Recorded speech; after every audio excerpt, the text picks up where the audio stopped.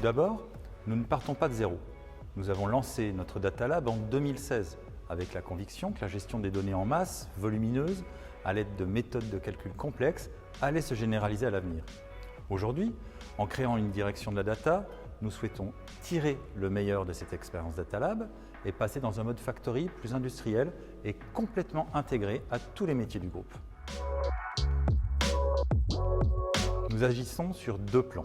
D'abord, nous définissons une politique de gouvernance des données globales pour RCI Bank and Services. Pour chaque donnée, nous identifions un responsable central.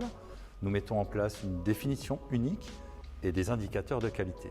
De cette façon, cette donnée est démocratisée, accessible et fiable pour tous ses utilisateurs éventuels. En parallèle, sur un registre plus technique, nous mettons en place une centralisation de la donnée dans un espace sécurisé qui va permettre de mettre à disposition de tous les pays des capacités de stockage et de calcul avancées bien supérieures, et d'autre part, d'accélérer à la fois nos développements informatiques et nos projets. Cette nouvelle gouvernance et architecture data compte plusieurs bénéfices. Notre stratégie de refinancement sera renforcée. Nous pourrons communiquer des données relatives à la performance énergétique de nos portefeuilles de titrisation, comme les émissions de CO2 par exemple, et ainsi conquérir une nouvelle catégorie d'investisseurs sensibles à la finance verte.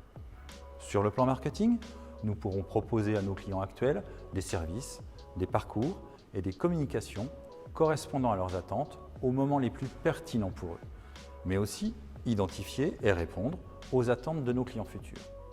Les constructeurs, quant à eux, pourront intégrer le plus efficacement possible la personnalisation de l'offre de financement dans leur stratégie de conquête et de fidélisation et, in fine, augmenter leur part de marché.